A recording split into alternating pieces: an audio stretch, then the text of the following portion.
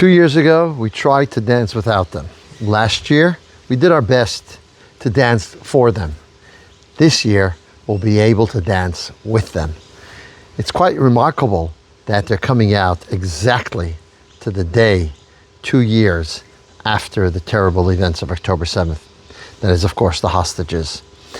And just share a couple of anecdotes and ideas and encourage everyone, first of all, to come and dance on this Simchat Torah when we can finally dance with a full heart, knowing that the hostages are out, and we dance with joy with what the message of Simchat Torah is. So here's a couple of thoughts. Number one, I heard a story of the father of one of the hostages, Segev, I think is his name.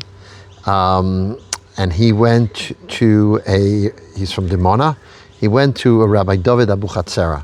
David Abuchatzera is a Kabbalistic rabbi, and he asked for a blessing for his son. This is 10 months ago.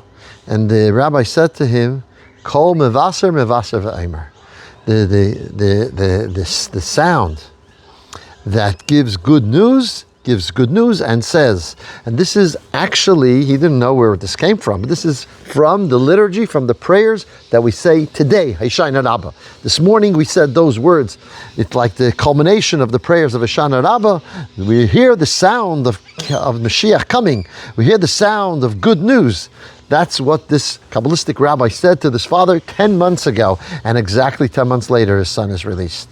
A shlucha, an emissary of the Rebbe in Shiloh, tells the story that she has a lady, told my wife, she sent a voice note to my wife and a picture, that there's a lady in her community who was given $1 by a Chabadnik in Kiryat Malachi, and when we used to get $1 from the Rebbe, we wrote a date, and the date on this $1, she got this right after October 7th, so close to 2 years ago.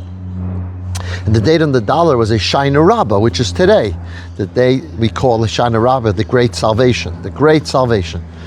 Interesting, Gilad Shalit was also released on Hoshana Rabba, and someone gave his mother $1 of the Rebbe, which also was this date, Chaf Aleph Tishrei, on the 21st of Tishrei. So she sent my wife a picture of this $1 that this mother had for her son's release, and the date on the $1 was Hoshana Rabba from 1984, Hoshana Rabba. And when she got it, she thought, oh my, that's another almost year away. Well, she didn't realize it's 2 years, but thank God, Hoshana Rabba, they're coming home. And so we have to think about a couple of things. Number one, 2 years. 2 years to the day, practically. So when does the Torah use the term 2 years? The Torah uses the term 2 years 3 times. First of all, our Pachshad, which is the son of Shem, where Semites come from, who is the son of Noah, was born, the Torah says, Shnasayim Achar Mabel, 2 years after the flood.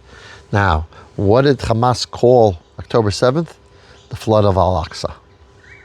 So the Torah tells us 2 years after the flood, that's when our Pachshad, who is the progenitor ultimately of Abraham and the Jewish people, is born. We see 2 years when Joseph was in prison, and he tells the butler to remember him to Pharaoh, and the Torah tells us that he forgot him, and he remembers him when? It was an event that happened 2 years later. So again, we see 2 years, Joseph had to stay in prison for another 2 years. After the 2 years, Joseph leaves prison. And the third time is we know that Joseph prophesied that there'll be a hunger in Egypt for 7 years. But actually, after 2 years, Jacob came down to Egypt and the hunger was finished. So we see that after 2 years is a period of time when we go from the negative to the positive. You know, the flood to the one who's going to give birth eventually through his children and grandchildren to Abraham. From Joseph being in prison to be released from prison. From a hunger to the hunger ceasing. It's a fascinating thing that the 2 years, after 2 years is when things end, the negative ends. Now lastly, here's one more important idea. And that is, why is Simchat Torah now? Why is Simchat Torah not on Shavuot? So we're taught, and Hasidic philosophy teaches us that if on Shavuot we got the first set of lachot, and Yom Kippur we get the second set of lachot. Now Yom Kippur is not a time to dance, really.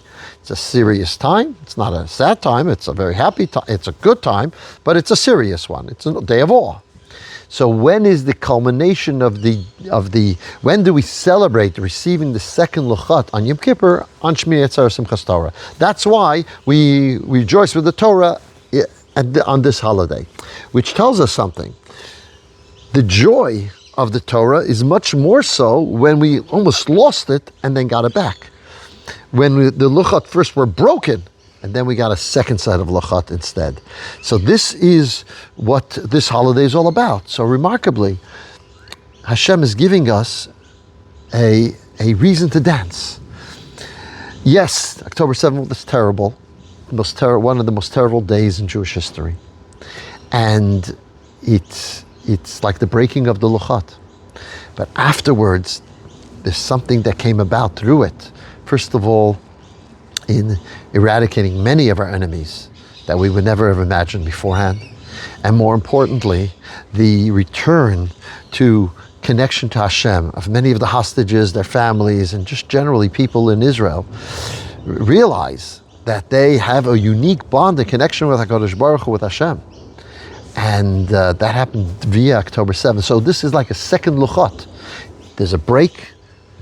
The fact that the first luchot are broken is a negative thing that we remember all the time. But because of that, we got a second set of luchot, which are even greater, which bring us to a major joy. And that's the situation we're in now. So everyone, please come and dance Simchas Torah this year, more than ever, with rejoicing that the hostages have come home. Good Yom Tov.